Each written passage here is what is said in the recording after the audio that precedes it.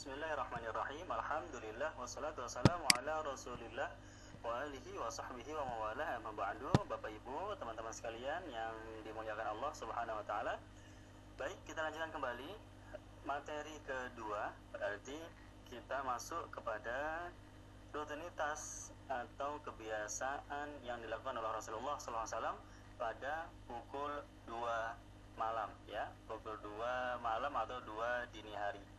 Apa yang sedang dikerjakan oleh Nabi pada jam tersebut sudah disinggung sebelumnya, ya. Beliau masih dalam keadaan tahajudnya, ya. Jadi Rasulullah SAW bangun pada pertengahan malam.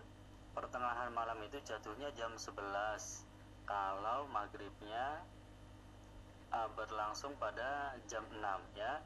Kalau maghribnya itu jatuh pada pukul 6, berarti pertengahan malamnya jatuh pada pukul 11 kurang lebih, ya.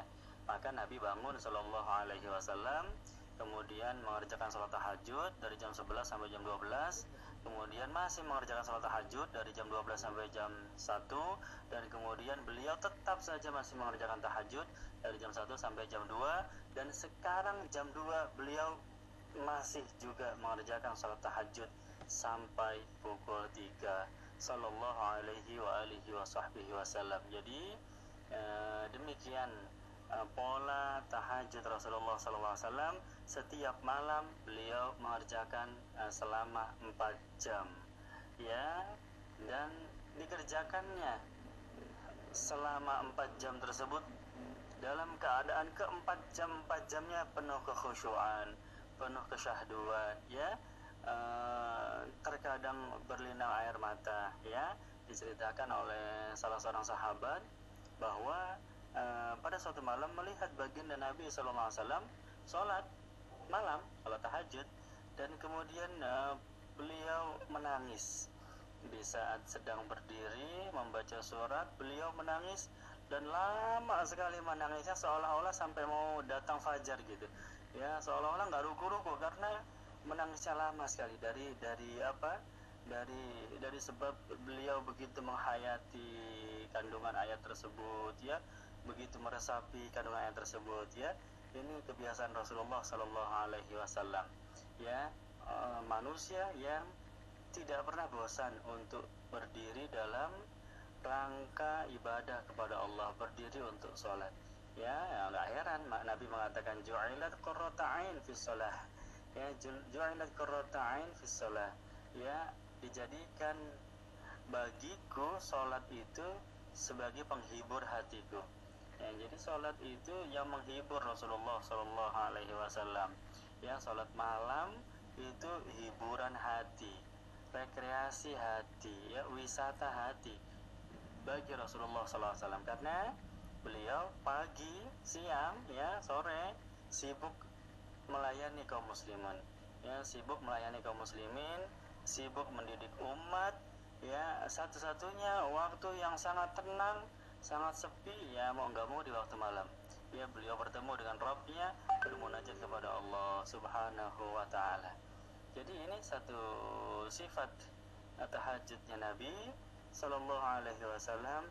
Beliau itu syahdu sekali, tenang sekali, ya, tumakninah sekali, ya, dan berdirinya beliau itu yang paling lama, ya. Jadi di antara rukun sholat yang lain, dibandingkan dengan rukunya, dibandingkan dengan sujudnya, berdirinya yang paling lama, ya, karena di situ beliau membaca ayat-ayat Al-Quran, surat-surat yang panjang. Dari sini, ya, ada kesimpulan dari hukum fikih bahwa rukun sholat yang paling afdol menurut sebagian ulama fikih adalah berdiri, ya. Berdiri itu rukun sholat yang paling baik, ya, rukun sholat yang paling baik menurut sebagian ulama fikih, ya. Sebagian yang lain mengatakan ketika bersujud, ya. Yang satu mengatakan bersujud, yang lainnya mengatakan berdiri. Kemudian keadaan yang paling baik untuk membaca Al-Quran adalah ketika sholat, ya. Jadi pahala yang terbesar untuk kita kalau mau dapat pahala besar baca Al-Quran, kapan bacanya? Di dalam sholat, ya. Maka bergembiralah kita yang memiliki hafalan-hafalan Quran, ya. Mungkin nggak terlalu banyak, tapi dibacanya di dalam sholat, yaitu tempat yang paling afdol, yang pahalanya paling besar, ya. Begitu. Kemudian Bapak Ibu sekalian yang dimuliakan Allah, pada materi kedua ini kita akan melihat dengan visual, ya, di mana tepatnya Rasulullah terbiasa melaksanakan sholat sunnah, ya, sholat tahajud. Di mana biasanya Nabi melakukan sholat tahajud? Saya sudah mengirimkan, yaitu denah rumah Rasulullah SAW periode Madinah, ya. Ya, ini rumahnya Sayyidatuna Aisyah radhiyallahu anha, ya, rumahnya Ummul Mukminin Aisyah. Jadi begini Bapak Ibu, silakan diperhatikan petanya, ya. Rumah Rasulullah itu satu kotak tersebut itu kurang lebih panjang kali lebarnya adalah 5 meter kali 4 meter, ya. Dari ujung atas sampai ujung bawah itu 5 meter, ya. Kemudian dari kanan ke kiri itu 4 meter. Ini ukuran yang saya ambil dari Darul Madinah, yaitu museum peninggalan Rasulullah di kota Madinah. Ya, mereka mengambil patokan seperti itu, 5 kali 4. Dari ukuran 5 kali 4 berarti 20 meter persegi, ya, rumahnya Rasulullah SAW, ya. Dari ukuran 5 kali 4 ini dibagi dua, ya. Satu ruangan untuk ruang tamu yang di bawah itu, satu ruangan untuk ruang kamar, ya. Jadi kamar tidur dan ruang tamu, ya. Sudah, cuma 2 ruangan aja, nggak ada ruang keluarga, ya, nggak ada garasi, nggak ada segala macam, ya. Cuma 2 ruangan kediaman Rasulullah SAW. Jadi masing-masing ruangan kurang lebih 4 meter kali 2,5, ya. Yang di atas 4 meter kali 2,5, yang di bawah ruang tamu juga 4 meter kali 2,5. Bapak Ibu, mari kita perhatikan lagi dengan lebih teliti lagi, ya. Ruang tamu itu tempat Rasulullah menerima tamu laki-laki. Jadi sahabat Nabi kalau berkunjung kepada Rasulullah itu dipersilakan masuk dan duduk di ruang tamu tersebut, ya, yang berukuran 10 meter persegi tadi, ya, 2,5 meter kali 4. Ya, jadi bisa dibayangkan kira-kira berapa sahabat yang bisa ditampung dengan ruangan sekecil itu, ya. Kemudian ruang kamar, ya, ini adalah tempat tidurnya beliau dengan istri beliau, ya. Nomor 1 itu adalah pintu depan. Jadi tamu laki-laki akan masuk dari pintu depan, ya. Dan pintu depan itu kalau kita keluar dari rumah Rasulullah melalui pintu nomor 1 itu nggak keluar ke jalanan Bapak Ibu, melainkan langsung ke Masjid Nabawi, ya. Jadi menempel dengan masjid, ya, keluar masjid, ya. Para sahabat laki-laki kalau mau bertamu ke rumah Rasulullah, ya, masuknya dari masjid, nggak ada akses lain. Pintu cuma ada pintu yang menempel dengan masjid, ya. Allahumma sholli wa sallim wa barik alaih. Jadi rumahnya Nabi itu menempel dengan masjid.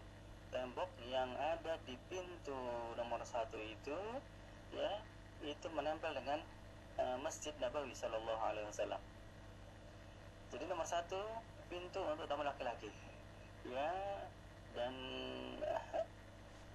ada sekat yang menutupi sehingga tamu laki-laki tidak melihat kamar atau ruang yang pribadi bagi Rasulullah SAW, ya. Karena tamu laki-laki akan diarahkan ke ruang tamu, ya. Jadi orang bertamu itu ngelewatin kamar dulu baru ke ruang tamu. Kalau kita di Indonesia enggak, ya. Begitu bertamu langsung ruang depan adalah ruang tamu. Tapi desain Rasulullah SAW seperti ini. Nanti ada hikmahnya. Nomor 2 itu pintu belakang.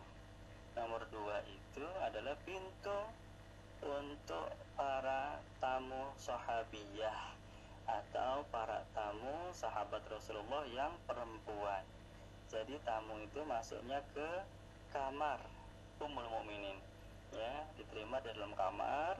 Nanti kurang lebih tamu-tamu itu berbincang-bincang dengan Nabi, para perempuan di dalam kamar, sedangkan Nabi mendengarkan dari balik tembok di ruang tamu, ya. Jadi tersekat begitu. Nah, ini yang ingin kita bicarakan, ya, bahwa ada tanda panah di situ. Di dekat nomor 1 itu ada tanda panah, ya, yang menghadap ke kiri, ya, itu adalah tempat ibadah sholat sunnahnya Rasulullah SAW, dari sholat sunnah tahajud yang sedang kita bahas, maupun sholat sunnah duha, maupun sholat sunnah fajar, ya, atau qabliyah subuh dan lain sebagainya, ya. Itu tempat yang terbiasa, sudut di mana Rasulullah SAW mengerjakan sholat sunnah. Jadi beliau ya di situ itu, ya. Kalau di rumahnya Sayyidatuna Aisyah, maka di situ pula tempat ketika Rasulullah sakit sampai menemui daripada wafatnya. Jadi sholatnya biasa di situ, akhirnya wafatnya juga di situ, dan sekarang menjadi makamnya baginda Nabi Muhammad SAW, ya, di situ juga. Ya, itu tanda panah menunjukkan arah kiblat. Arah kiblatnya ke arah kiri, ya, kalau dari gambar kita. Ini menunjukkan bahwa ada ruangan khusus, atau bukan ruangan, ya, ada area khusus, ada sudut khusus yang memang hanya digunakan untuk sholat sunnah, ya. Jadi usahakan di rumah kita, ya, walau tidak perlu terlalu lebar, ya, tidak perlu terlalu besar, ya, tapi ada satu sudut khusus, satu area khusus di mana kita mengerjakan sholat sunnah di situ, ya. Yang mana area itu nanti kita jaga kebersihannya, kita jaga kesuciannya, begitu, ya. Karena dahulu juga Rasulullah SAW punya tempat khusus untuk beribadah sunnah. Bapak Ibu sekalian, jadi inilah dia dari kebiasaan baginda Nabi Muhammad SAW pada pukul 2 malam atau pukul 2 dini hari, ya, beliau masih dalam keadaan tahajud sampai pukul 3. Nah, pukul 3, kurang lebih jam 3 itu barulah beliau stop, ya, menyelesaikan tahajudnya, dan nanti ada aktivitas berikutnya. Jadi insyaallah akan kita lanjutkan besok, ya, materi ketiga, apa yang dikerjakan oleh Rasulullah pada pukul 3. Demikian Bapak Ibu sekalian, teman-teman yang dirahmati Allah Subhanahu wa taala, aktivitas baginda Nabi, begitu pula denah rumah Rasulullah Sallallahu Alaihi Wasallam. Bandingkan dengan rumah kita, ya, rumah kita masing-masing dengan rumah Rasulullah Sallallahu Alaihi Wasallam, ya. Besaran mana coba, ya? Ini untuk muhasabah diri kita sendiri. Baik, terima kasih. Billahi taufiq wal hidayah. Wassalamualaikum warahmatullahi wabarakatuh.